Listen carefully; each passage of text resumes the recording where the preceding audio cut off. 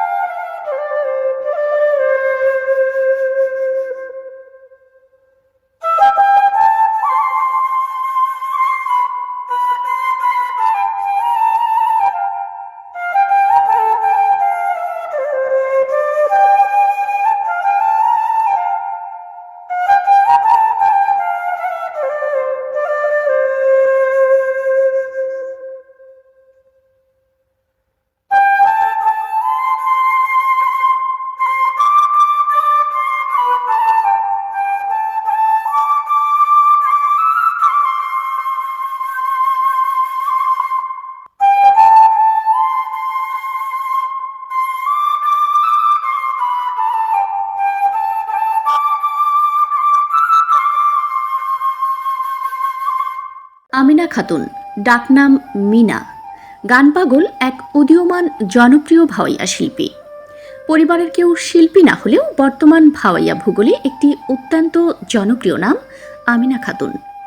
আমিনা খাতুনের জন্ম, বেড়ে ওঠা, শিক্ষা, সঙ্গীত, প্রেম ও পরিণয়ের গল্প নিয়ে আজকের আয়োজন। আমার নাম আমেনা খাতুন, আমার বাবা মোহাম্মদ আমিনুর রহমান, আমার মা মোসাম্মদ বিউটি বেগম, আমার 2 ভাই, আমি বড়, আমরা 3 ভাই বোন।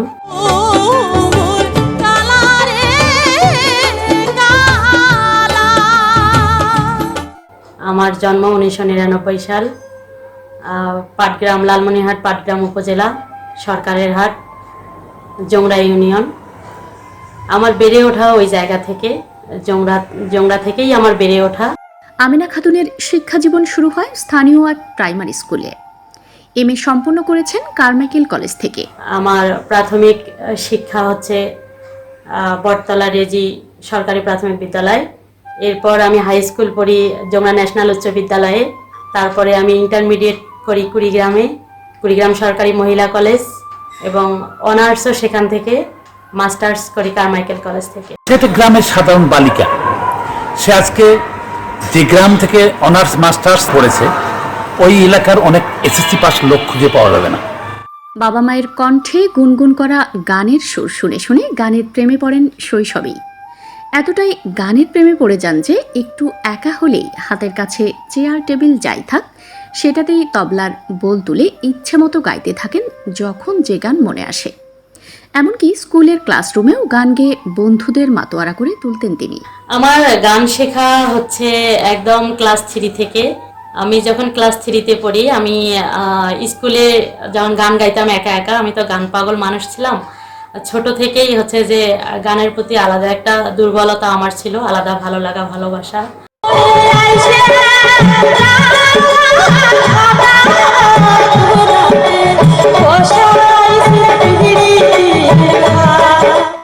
আমার পরিবারে তেমন শিল্পী বলতে কেউ নাই। আমার বাপ, চাচা, দাদা কেউই এর মধ্যে নয়, কিন্তু সবাই সঙ্গীত প্রিয় মানুষ, সবাই গুনগুন করে গান গাইতো। আমার দাদাকে দেখতাম, আমার দাদা মৃত্যুর আগের দিন পর্যন্ত আমার দাদার সিতানে হচ্ছে যে রেডিও ছিল। তো দাদা মনে হয় রেডিওর এমন কোনো অনুষ্ঠান নাই, এমন কোনো পর্ব নাই যেটা শুনতো না। এবং যখন রেডিও একটা সময় বন্ধ হয়ে যেত, যে রাত 12টা-1টার পর থেকে আর অন্য কোনো অনুষ্ঠান হইতো না বা ওইরকম কোনো অনুষ্ঠান হইতো না, তখন দাদা হচ্ছে একা একা সারা রাত ব্যাপী গান গাইতো, পালা গান, জারি গান একা একা গাইতো।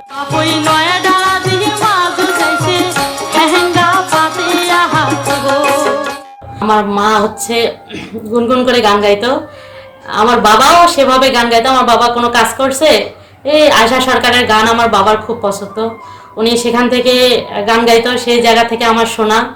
তারপরে আমাদের বাড়িতে একটা ভাঙা ক্যাসেট ছিল, সেখানে আমি গান শুনতাম, বিভিন্ন শিল্পীদের গান। আমার মা বাবা প্রচুর গান শুনতো, মানে ওনারা কাজ শেষে সন্ধ্যার পরে ক্যাসেট ছাড়ি দিত, দিয়ে বসে সবাই গান শুনতো।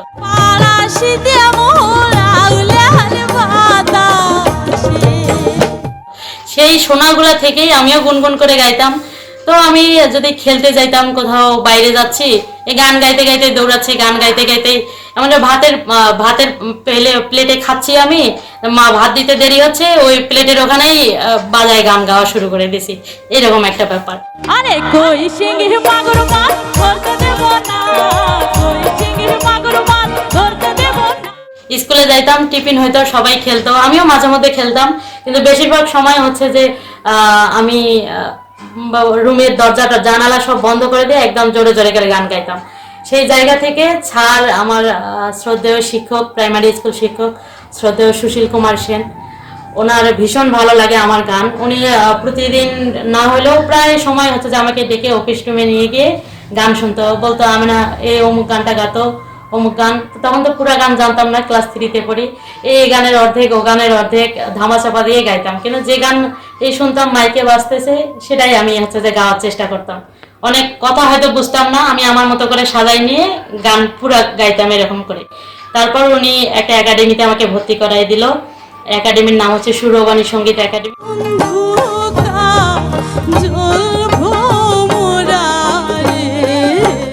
2011 সালে আমি ক্লাস 6-এ ভর্তি হই যমুনা ন্যাশনাল উচ্চ বিদ্যালয়ে। সেখানকার শিক্ষক ছিলেন আমার শ্রদ্ধেয় গুরু রামপদ রায়। উনি আমাকে সেখানে স্কুলে গান শেখাইতো। স্কুলে আমাদের ওখানে একাডেমি ছিল, সুর ও বাণী সঙ্গীত একাডেমি। প্রতি বৃহস্পতিবার শুক্রবার করে সেখানে আমাদের ক্লাস হইতো। এছাড়াও হচ্ছে যে উনি আমার বাসায় যাইতে বলতো। আমি প্রায়, আমাদের স্কুল শুরু হইতো 10টা থেকে, আমি হয়তো বা 7টায় সাইকেল নিয়ে ওনার বাসায় যাইতাম, যে 2 ঘন্টা ওখানে প্র্যাকটিস করে আবার স্যারের সঙ্গে স্কুলে চলে আসতাম। এইভাবেই গান শেখা আমার দীর্ঘদিন। তারপরে 8-9-এর ওদিকে এসে এর মাঝে হচ্ছে যে আমার আরও বেশ কয়েকজনের সান্নিধ্য আমি পেয়েছি। শ্রদ্ধেয় শাহজ বয়াতি, তারপরে পাটগ্রামে হচ্ছে একটা একাডেমি ছিল, হচ্ছে Agnibina academy, best of Patgram আগে নাম ছিল, ওখানেও আমি দীর্ঘদিন যাতায়াত করছি। তারপরে আমাদের একাডেমিটার ওভাবে চলেনি, একাডেমিটা একটা সময় এসে বন্ধ হয়ে যায়।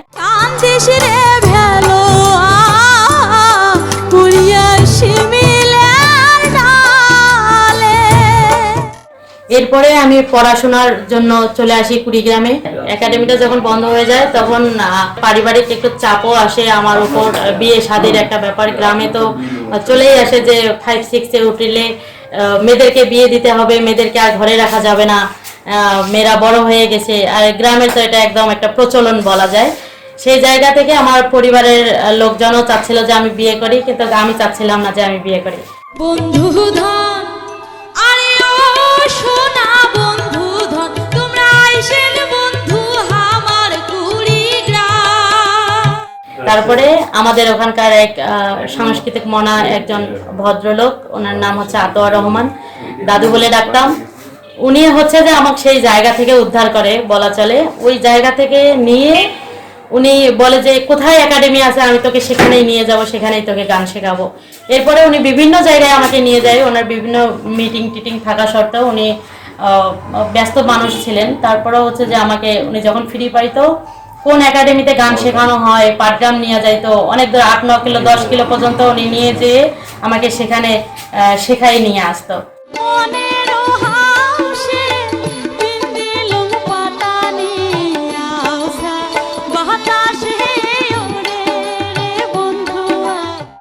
এভাবে চলতে চলতে শফি, আমার শ্রদ্ধেয় ওস্তাদ শফিকুল ইসলাম শফি, ওনার সঙ্গে দেখা হয়। তারপর আতাউর দাদুর সঙ্গে ওনার কথা হয়, হওয়ার পরে আতাউর দাদুকে উনি বলে যে ভাই আপনি হচ্ছে যে ওকে নিয়ে আমাদের বাসায় একদিন আসেন, ওকে আমি গান শেখাবো, সমস্যা নেই। তারপরে ওখান থেকে আমার শেখা। এমন কেমন আছেন ফুল মিয়া, ওই না আগের দিন তোমরা জান ভুলিয়া। এরপরে আমি কুড়িগ্রামে চলে আসি, কুড়িগ্রামে 8-9 দিকে কুড়িগ্রামে চলে আসি। আসার পরে এসএসসি কমপ্লিট হওয়ার পরে আমি ইন্টারমিডিয়েট হচ্ছে যে কুড়িগ্রাম সরকারি মহিলা কলেজ থেকে করি। ওখানেই হোস্টেলে থাকা খাওয়া, ওখানেই অনার্স কমপ্লিট করার পরে এই সময়টা, এই দীর্ঘ সময়টা আমার অনার্স সেকেন্ড ইয়ার পর্যন্ত আমাকে গাইড করেন আমার ওস্তাদ মোহাম্মদ শফিকুল ইসলাম শফি। এরপরে হচ্ছে যে আমি বিভিন্ন প্রতিযোগিতায় অংশগ্রহণ করি। বেতারে 2011 সালে হচ্ছে এনলিস্টেড হই। আমানাকে দেখেছি আমি আজ থেকে গত 15 বছর আগে। আমার কাছে মনে হয়েছে তার গান শুনে, ভাওয়াই গান হলো মাটি ও মানুষের গান। যারা লোকগান করবে, বিশেষ করে ভাওয়াইয়া, মাটির সাথে তাদের সম্পৃক্ততা থাকতে হবে। তার গলায়, তার কণ্ঠে, তার মানসিকতার সাথে আছে বলেই আজকে আমেনা হতে পারছে। কিন্তু বেতারে আমাকে এনলিস্টেড হওয়ার জন্য যে মানুষটি হচ্ছে সহযোগিতা করেছেন, মরহুম শ্রদ্ধেয় অনন্ত কুমার দেব, আমার ওস্তাদেরও গুরু উনি, শ্রদ্ধেয় বাবু রামপদ রায়। ওনার গুরুর জন্য হচ্ছে যে উনি প্রায় সময় আমাদের একাডেমিতে আগে যাইতো। যাওয়ার ওখানে গিয়ে আমার গান ওনার ভীষণ ভালো লাগতো। এজন্য আমার ওস্তাদকে বলেছিল যে ওকে হচ্ছে যে ওকে একটু তৈরি করে দাও, আমি ওকে বেতারে মানে অডিশন দেওয়াবো। এরপরে উনি বেতারে অডিশন দেওয়ার পরে আমি 2011 সালে এনলিস্টেড হয়ে যাই বেতারে। সবুজ মেলার মাধ্যমে আমার চলতেই থাকে। তারপরে হচ্ছে ইন্টারমিডিয়েট আমার হলো কুড়িগ্রাম থেকে, অনার্স কুড়িগ্রাম থেকে করলাম। অনার্স ইন্টারমিডিয়েট ওখানে ওই সুবাদে চলাকালীন সময়ে ওখানে আমাদের যত স্যার ছিলেন, ম্যাডাম ছিলেন, ওনারা বিশেষভাবে আমাকে হেল্প করছে সব সময়। কারণ কুড়িগ্রামে তো আমার আত্মীয় স্বজন বলতে কেউ ছিল না। শফিকুল ইসলাম শফি স্যার ছিলেন, উনি দেখাশোনা করতেন সেই সময়টাতে। এখন আমিনা খাতুন মিনা উত্তরাঞ্চলের উদীয়মান ভাওয়াইয়া কন্যা হয়ে উঠেছেন ভাওয়াইয়া প্রেমী মানুষের মুখে মুখে। এখন তার সুরের মূর্ছনা দেশের গণ্ডি পেরিয়ে ছড়িয়ে পড়েছে পশ্চিমবঙ্গে। দুই বাংলায় ভাওয়াইয়া প্রেমীদের কাছে আমেনা সমান জনপ্রিয়। আমেনা খাতুন ভাওয়াইয়া গানের ডালি নিয়ে ভ্রমণ করেছেন পাশের দেশ ভারত। এছাড়াও বিশ্বের বিভিন্ন দেশে বাংলাভাষী মানুষের কাছে আমেনার গান অনেক জনপ্রিয়। আমেনা খাতুন ম্যাজিক বাউলিয়ানায় সেরা 6-এ একজন হয়েছিলেন 2019 সালে। 2019 সালে হচ্ছে যে আমি জাতীয় শিক্ষা সপ্তাহ থেকে জাতীয় পুরস্কার পাই। এরপরে 2019 সালেই ম্যাজিক বাউলিয়ানায় আমি সেরা 6-এর স্থান দখল করি। এরপরে আরও বিভিন্ন টুকটাক হচ্ছে সম্মাননা, বিভিন্ন প্রতিযোগিতায় অংশগ্রহণ করে সেখানে প্রথম স্থান অধিকার করে, এরকম অনেক সার্টিফিকেট, তারপরে ক্রেস্ট, যেগুলো আমার এই ছোট ঝুলিতে আছে। এরপরে আর অনেকেই আমাকে সাহায্য সহযোগিতা করছেন। কুড়িগ্রামে পড়াশোনা চলাকালীন সময়ে আমার শ্রদ্ধেয় দাদু খন্দকার মোহাম্মদ আলী সম্রাট, উনি আমাকে অনেক মানসিকভাবে হেল্প করতেন। যদি আমি কখনো ভেঙে পড়তাম, উনি আমাকে সাহস যোগাইতেন। ওনাকে আমি দাদু বলেই ডাকি। আর উনিও আমাকে নাতনির মতোই স্নেহ করেন, ভালোবাসেন। তো উনি অনেক ছোটবেলায় নাকি আমাকে দেখেছিলেন, আমার তেমন মনে নাই। একটা প্রতিযোগিতায় নাকি উনি বিচারক ছিলেন, সেই জায়গা থেকে উনি আমার নামটা মনে রেখেছিলেন। এরপর যখন আমি কুড়িগ্রামে আসছি, ওনার সঙ্গে যখন আমার দেখা, তখন উনি বলছিল যে তুমি ওই পাটগ্রামের ওই ছোট্ট মেয়েটা না, ওই আমেনা না, তুমি ওই প্রতিযোগিতায় অংশগ্রহণ করছিলা? জি স্যার। এমন কেমন আছেন ফুল মিয়া, ওই না আগের দিন তোমরা জান ভুলিয়া। তো আমি আসলে একার ইচ্ছা শক্তি দিয়ে যে আজকে এই জায়গায়, এটা না, আমাকে অনেকেই হেল্প করেছেন বিভিন্নভাবে। কারমাইকেল থেকে মাস্টার্স করলাম, এই তো। এরপরে আমার বিবাহিত জীবন। কেমন করিয়া প্রাণের চুপিয়া হলো তোমার ময়া। 2022 সালে ছায়ানটের সঙ্গীত প্রশিক্ষক ইরফান হোসেনের সঙ্গে বিবাহ বন্ধনে আবদ্ধ হন তিনি। আমার হাজবেন্ড মোহাম্মদ ইরফান হোসেন ঢাকা ছায়ানট বিদ্যায়তনের শিক্ষক ছিলেন, সেখানকারই স্টুডেন্ট ছিলেন। আবার সেখানেই ও হচ্ছে দীর্ঘদিন শিক্ষকতা করেছেন। বর্তমানে ও হচ্ছে জেলা শিল্পকলা একাডেমি জয়পুরহাট, জেলা শিশু একাডেমি, সেখানে প্রশিক্ষক হিসাবে রয়েছে। 2022 সালে বিবাহ বন্ধনে আবদ্ধ হই আমরা।